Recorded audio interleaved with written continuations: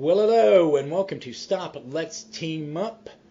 I'm not sure what episode it is. I'm recording things and then dropping them. This will go relatively quickly, but I'm joined by Billy from Magazines and Monsters and A World on Fire, an All-Star Squadron podcast. Say hello, Billy. Hey, how's it going, man? It's going good. Thank you for coming on. Folks, we're going to be covering a Marvel 2-in-1. This issue, number 11, was on the polls way back when I was doing some team-ups. And I randomly pick it, and it's the Thing and the Golem, Marvel 2-in-1 11. I owned a complete run of this at one point, and I don't ever remember reading this comic. So since it was a monster, and Billy's the biggest Marvel monster fan I know, I thought he could come on, and we could chat about it. And I don't think you had never read it either, had you? No, this is not one I had read. I read the two previous appearances of this character. You and I had talked about those for a minute, but I had not read this actual issue.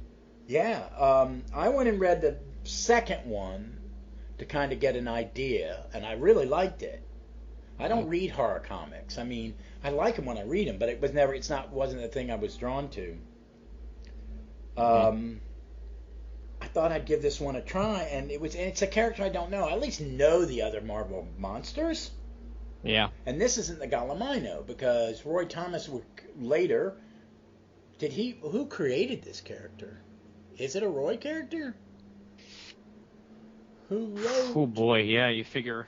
Hold on, let me look while we're chatting. Oh, wait a minute, it's gone. I'm going to pull up the Golem's history in the database. But this comic, we'll start with when it came out. It was released on June 10th, 1975.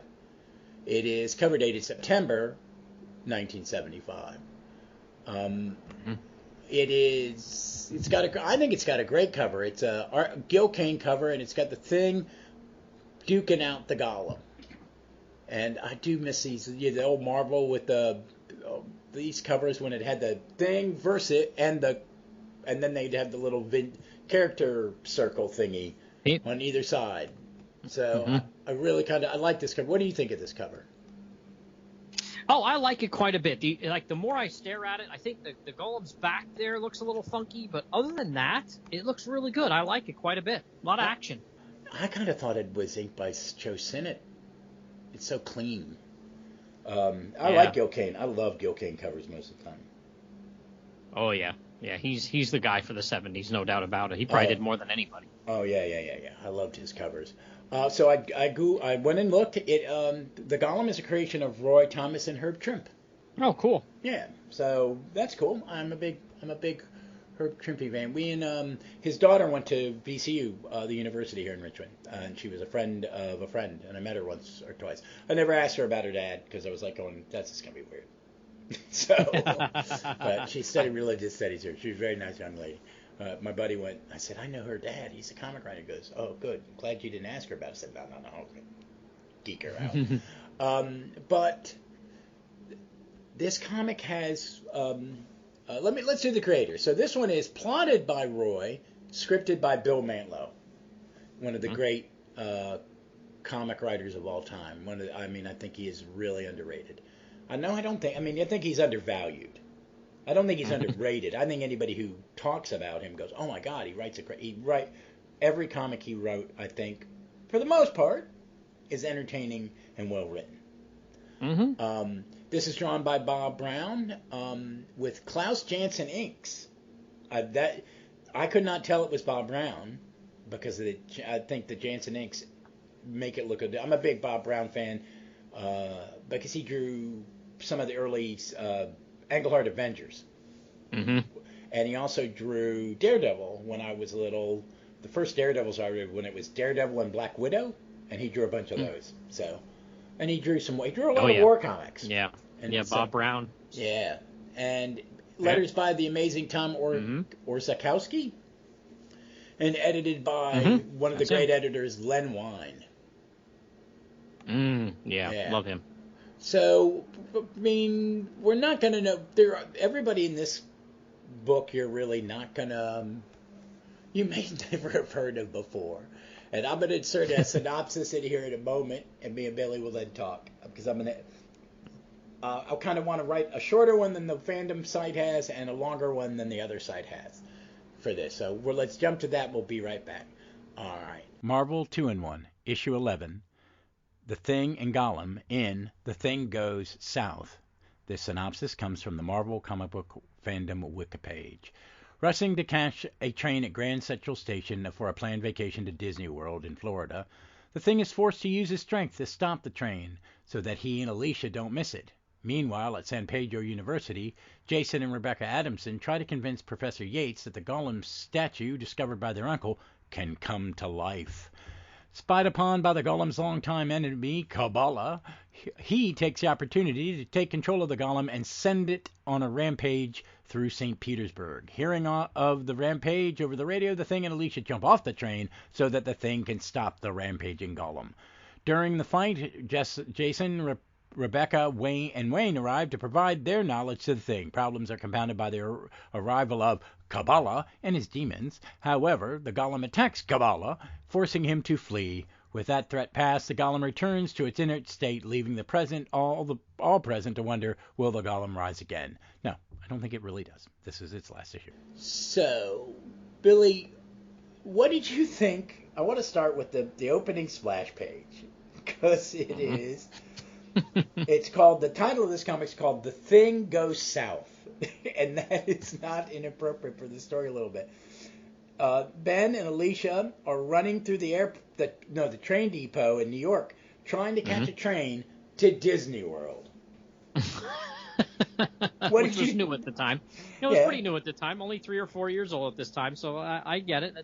They want to go on vacation, so they want to get away from it all, which, of course, when superheroes try to get away from it all, writers use that to put them in another situation, just in another location, right? Oh, yeah. And what I like about this is you don't see Golem until like page 2, 3, 4, 5, because you get this whole, the first page, the second page with panels is 6 panels, and it's basically Ben and Alicia running through the train station, going down to the tracks, him grabbing onto the train and then stopping it by planting his feet and tearing up the platform, and then they get on, and then you get a whole page of everybody in the car avoiding the Ben and Alicia, so we get, his normal woe is me, I'm a monster thought balloons. Mm-hmm. What did you think of that sequence? It's very comical, and the writing reminded me of another writer that you and me have talked about.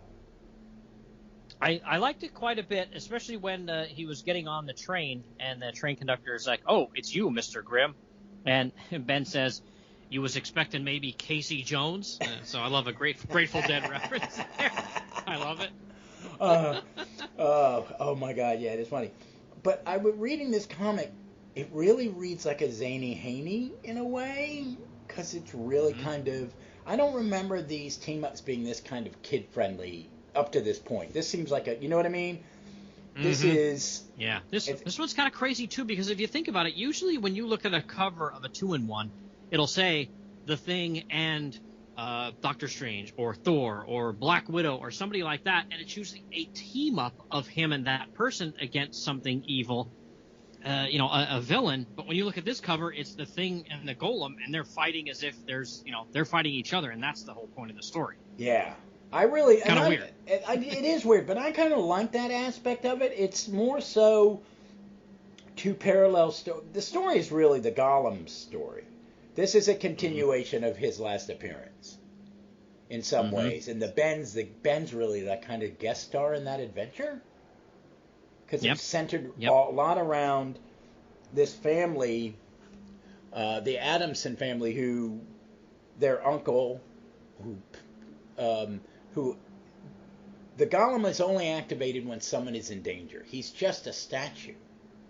Mm-hmm. And we get that recap of how he had, and it's all done with word. I mean, this is one, as someone who likes a lot of, I don't mind exposition in comics, but I will say page 5 is an info dump. Oh, yeah. And we don't get to see any flashback scenes. They just describe all the action. They do. Yep. You get to see a little bit from the villain's point of view on the next couple pages, but it's still kind of cool. I like it. I went and looked, and I think those other comics, I may have to go and really read them because they seem interesting, and I liked them. and I kind of liked it more than I mean, had a good time reading this comic, but I kind of thought they were better comics. And the villain's name is Kaballa?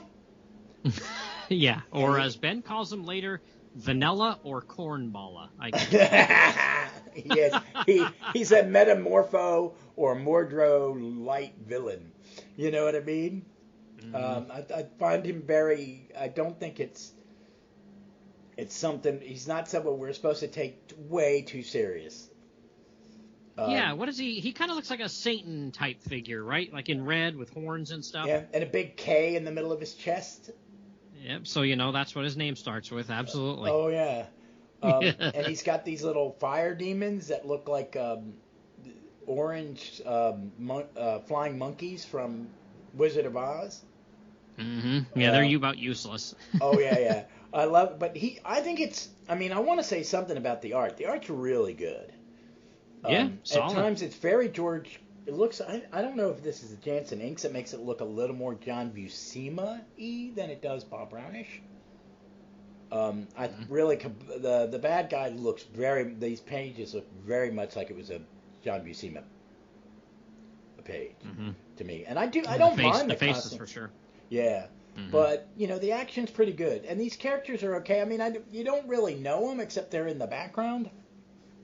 Yeah. Yeah. But what did you think of the info dump? You had read the other comics because you have them. Did you? Yeah, I have 176 and 177. I don't have 174, but yeah, 176 and 177. It's basically, a two parts of a story that I think what happened was, since 177 ended on a bit of a cliffhanger, they still needed to suss out some of the, plot points from the Strange Tales stories with the Golem here. So I think that's why they shoved him into Marvel 2-in-1 here. They were like, hey, here's an idea. Roy probably was editing those books and saw hey, let's do that here. Hey, I got this character that no one liked, or they didn't want to give it its own series. I want to use him again. Well, I mean, I think it's a pretty cool character. I like the idea. Yeah. And I like that, I like when I've heard stories of golems in Jewish folklore. I think it's a neat kind of thing. The scroll in its mouth.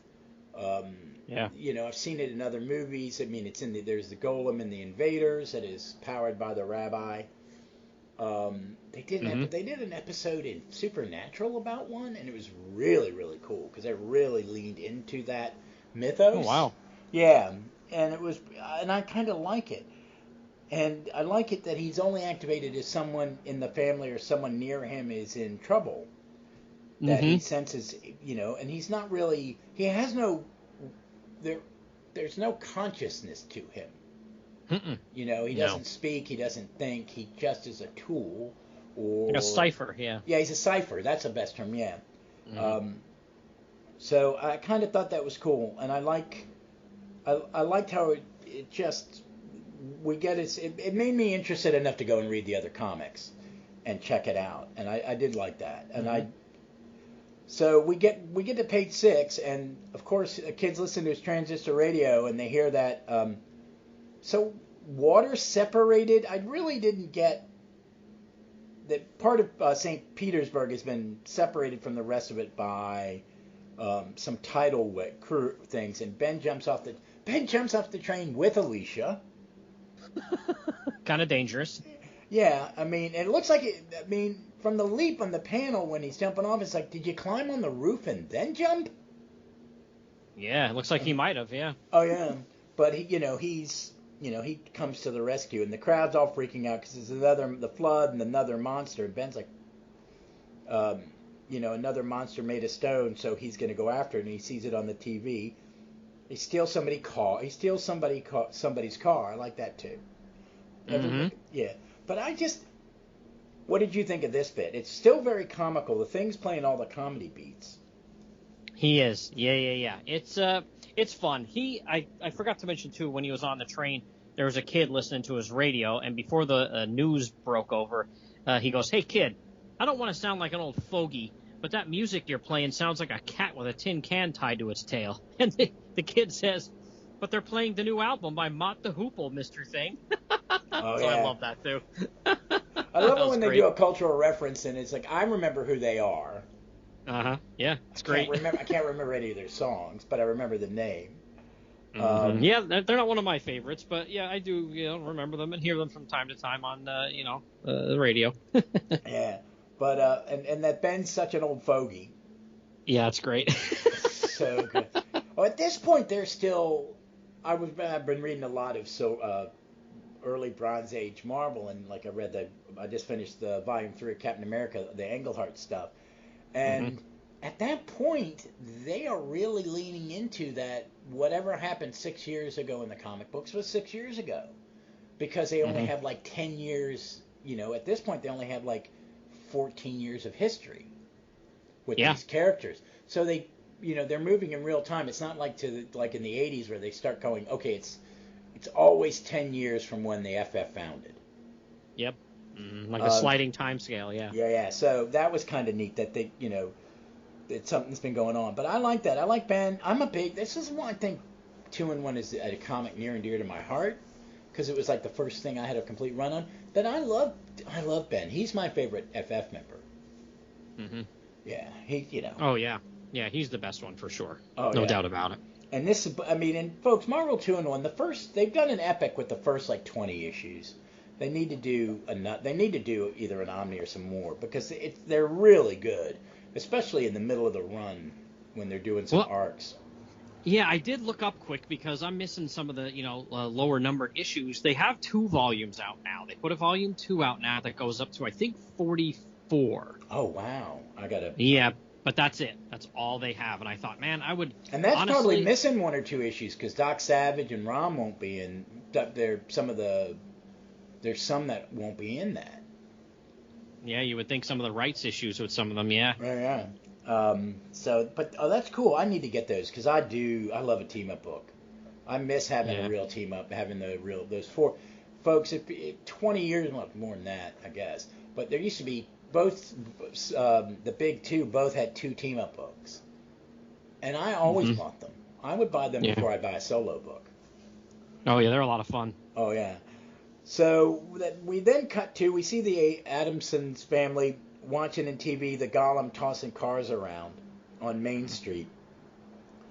And then Ben shows up, and then they just get in a fight. What did you think of this stuff? The fight, the Ben coming into the fight. Yeah, he comes in and tries to talk sense to the Golem at first, and he won't listen to him. And so then they just start smashing each other. And I love how the Golem at one point rips a telephone pole, well, he snaps it at the bottom, and he uses it as a baseball bat, picks up the thing in his left hand, and tosses him up in the air like he's doing, field practice here for a baseball team. Yeah, and like he smashes him. Like he's got a fungo bat, and he's hitting he's hitting the ball out to the outfielders for practice. And he hits Ben so hard he flies through a chimney, and then into a palm tree. See, this is so silly. The best thing I like about this comic in a lot of ways is that it is very, even though it's got a monster in it and the thing in it and all this, it's very lighthearted. That's why it reminds me of a Haney comic, because there's just some weird things going on, like him getting tossed in the air. And when I saw this, I had to go back and go, really? And I like when he gets hit, and like you said, he gets smashed through a chimney. But then he says out loud, "What the blazes do they have chimneys for in Florida?" And he makes a good point there. I have a feeling, Bob, them working the Marvel style is Bill Mantler got the script back, the art back, and went, Bob, they don't have chimneys in Florida. Now I got to write some dialogue. Although some of those people probably do for when it gets below, 70 degrees and they put their heat on. I have my team we have a space heater in my area for one of my team members have it and they all move it around because they're always cold. And I walk out of my office into their area and go, Christ, people, you could bake bread in here. It's not cold outside. But they're like, no. It's like, God. And I live with my wife who keeps the air at like subtropical. They must all be from Florida. Well, yeah. Oh God, it's just awful. But I did like that. That was a funny thing. And then he belly flops into the tree, And I like Ben's line. That's it. I don't mind being batted into the bleachers, but this ain't dignified. That's fantastic. It is a lot of fun. And then he tries to swing at the golem with the palm tree, and the golem just kind of, whatever, steps aside, and then picks him up and tosses him into a phone booth, which then goes bouncing down the street. In the phone booth, yeah, it's ridiculous. I love it. It's so okay. And then Ben gets out, and so the water's coming and separated two sides of the city. So he's now on the other side. He needs to get across. So I don't. This is like Saturday morning cartoon physics here. He takes all the debris and he builds a bridge. Or he starts to build a bridge. He just starts chucking it into the water. Yeah, just chucking it in. Not worrying about pollution or whatever, and how deep and fast running is this. And then the fire demons from Kaballa's things come out of the water, and now they're pink with little yellow capes and Speedos. Trunks, yeah. And Ben's trying to get across, and they're battling. And that's when the Adamson family shows up, and for some reason they go out on this shoddy made bridge, and almost fall in the water. It's just so silly. I just don't get it, but it is so silly. It's funny. There's a lot of using. Oh shit! Hold on a second. Sorry, folks. Okay, that's good news, Paige. That means there's coverage at work, and I don't have to worry about them. So back to comic books, which are far more important than my job. Work. On a weekend, yes. So, yeah, but I do like it. It's so silly.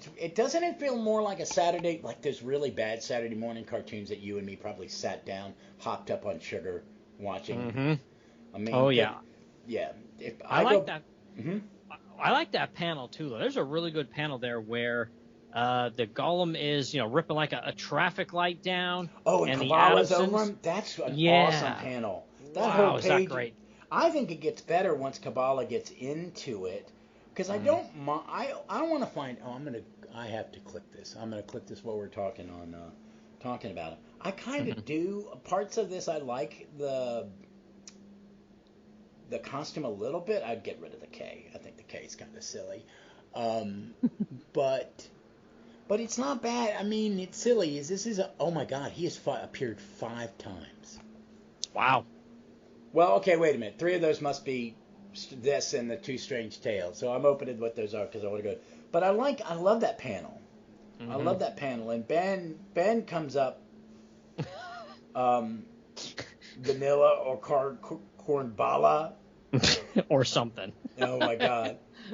And the guy says, Kaballa, he's mentioned in Uncle Abe's book as the overlord of demon rune. So they kind of have an idea of who he is. He's a bad customer, but this is a part that kind of was like, it was a lot of fun, but the end here kind of like wasn't the greatest. Like, he seems to be like having powers, and he's, zapping the crap out of everybody here, and he's hurting Ben, and he's keeping them away from the golem. And then the golem, these words appear on his forehead, and then Kaballa just leaves. He just runs out of there. He quits. He just runs away. I'm like, why did he run away? Like, it could have been a little bit of a fight. Okay, yeah, I don't know. I kind of like hold on, let me look back at this. My phone keeps doing weird things because people are telling me that everybody's there now. But I kind of like it, but I don't get why what chases him away? Yeah, it seems like the golem, because the Adamsons family is there, they're, kind of like, he feels their presence, so he can actually, like, fight now. And this, Kaballa guy is scared, so he just leaves because he doesn't want to have to fight the golem. It's like, he seemed like he was pretty powerful. Well, yeah, it's something about in a golem. There's a word. I'm remembering the different, myths I've heard. Is there's a word written on his forehead in Hebrew, and a note in his mouth, which would normally bring them together. And it says, as if in response to Kaballa's words, truth burns again on the golem's brow. So I think the word is emeth, and I think that is Hebrew for truth. Yeah. So, he lost control. Yeah, he lost control over the golem, and I guess he says his demons have been defeated, so he's too scared to try to take them on by himself, so he runs. Yeah, I kind of like that. He's scared. And I just googled it. He was in the Rampaging Hulk magazine 16 and 17 or 17 and 18, and he battled wow. Ulysses. Bloodstone, yeah. Yeah. I like that character. I think that's actually where that character died, by the way, Ulysses Bloodstone. I think he died in the Hulk comics. Oh, did he? Did he get killed? Please tell me he did not get killed by this idiot. That would be, I can't remember. That would be shameful. I'm a big fan of what they've done with his daughter. Oh, Elsa Bloodstone? Yeah, I kind of like her. She's a badass. I kind of like her. Yeah. Did you ever read like Agents of Hate? Bloodstone. Did you ever read Agents of Hate? No. No, it's a satirical superhero team led by Monica Rambeau. It's her, Alyssa Bloodstone, Machine Man, but he's a hard-drinking, foul-mouthed jackass in it. U.S. Agent, another, and it's a set. It's not in continuity. It was just too far out, but it's very funny. It's a parody of Shield, but that's kind of cool. I'm a big fan. I kind of like her.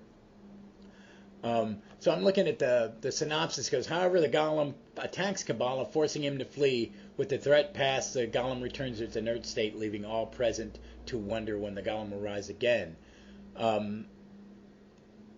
So I like that I think they wanted to bring him back. I think that they were kind of setting it up for them to bring it back, not tidy it up. But I mean, the ending's a little weird because he just kind of runs away.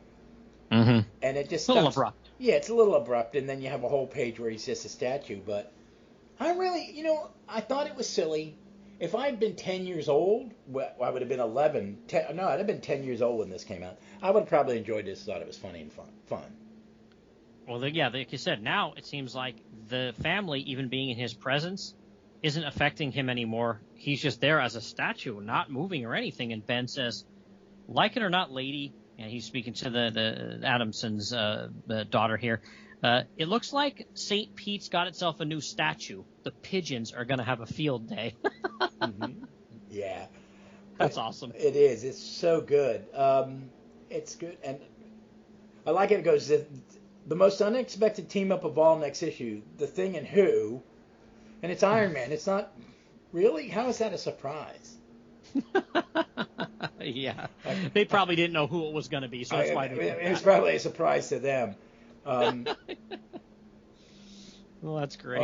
And that next one, folks, issue 12 with Iron Man is a great one. It's some great Ron Wilson art, and they battle Prester John, which is a villain I like from the FF. Oh, yeah, he's cool. Yeah. I remember that issue. So I may have read this when I got it very quickly and went, "What's this?" and put it back in the comic box.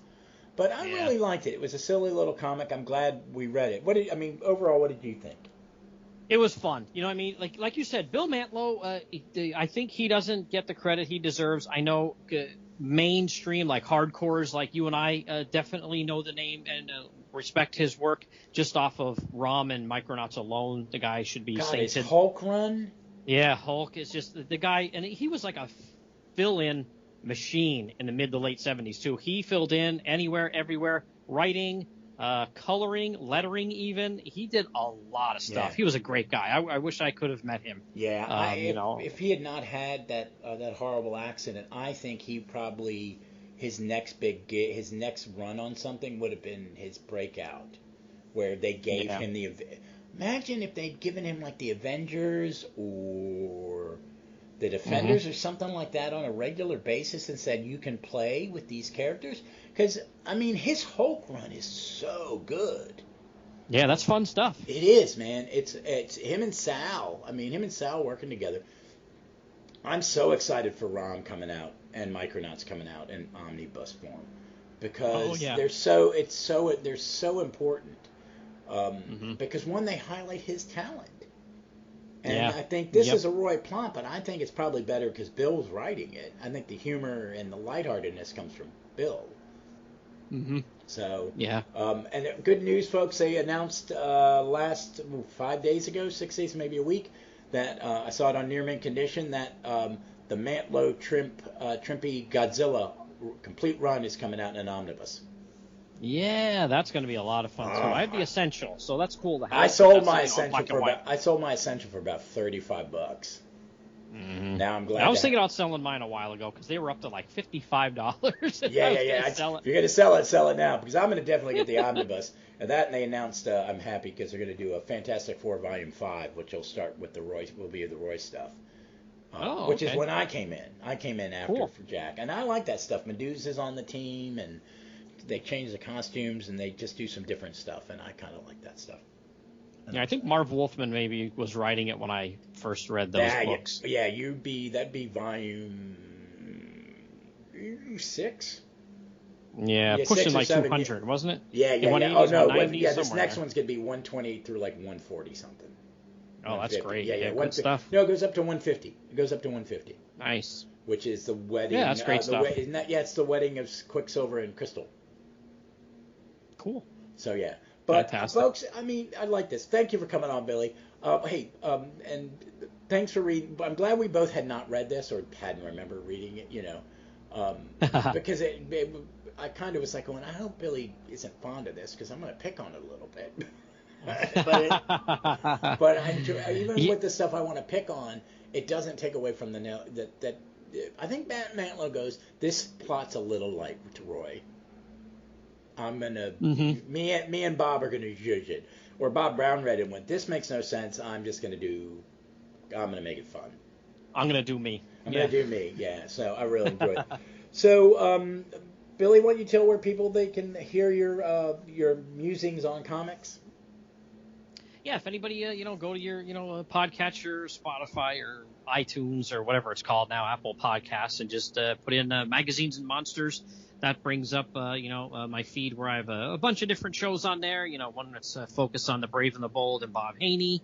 One that just strictly is focused on horror from the Bronze Age. And then just, the general feed that has, some old horror sci-fi films and a general comic discussion on there as well. And then A World on Fire, an All-Star Squadron podcast as well. We've, graduated into a second season this past year and done a lot of JSA stuff. And, we just actually, recently had our final episode of the season 2 published. You and I and Mart and Sean were able to cover Kingdom Come, which was a complete blast. Oh, yeah, it was. It was a ton of fun. But yeah, it was. I've had a blast talking about that stuff. And I'd love to. I've done something on my Spotify feed because I have so many podcasts I like. So it just whenever I finish one, it jumps to one of the other ones I've saved. Mm-hmm. So I'll be listening to like Rachel Maddow or one of my history ones, and all of a sudden it pops up and you're talking about a Hammer movie I've never seen. And I listened to them. I watched a couple early. I watched The Mummy. I'd never seen the Christopher Lee Mummy because you talked good about stuff. it. Yeah, I think it's probably my second favorite Hammer film because my favorite will always be Quatermass in the Pit. Oh yeah, that's a good one too. That's one of my top 5 films of all time. If I had only could have 5 movies in my library, that one would be in it. I made my wife watch it, and she liked it because I found it really creepy. And then I watched the first Frankenstein one. Leon Cushing there, man. Yeah, good stuff. Cushing is evil in that. Oh man. Yeah. Yep. I'm not used to him other than Grand Moff Tarkin being a bad guy. And I gotta say that Lee's performances in those movies. Mm-hmm. I really thought it was. I really didn't think it was going to be like that. You know what I mean? I really thought it was going to be something. I thought it's just going to be the stiff monster, and because they couldn't use the Universal stuff. Right. They were going to get sued. Oh yeah, but I think in some ways him being so horrific makes it better. You know what I mean? That he looks very decayed. So when he does something humanish, more sentimental, or like when he's the mummy and he's grotesque, but he loves the woman, he does it all just with his body. It was really amazing. And I mean, I've always been a Christopher Lee fan, but I didn't realize how amazing of a performance that they're giving in these things. Because I've seen the ones Hammer movies I've seen have been like the weird ones, like the Gorgon, which has Patrick Troughton in it from Doctor Who, and I think that's the only reason I watched that one. So, all right. folks, listen to Magazines and Monsters, and definitely if you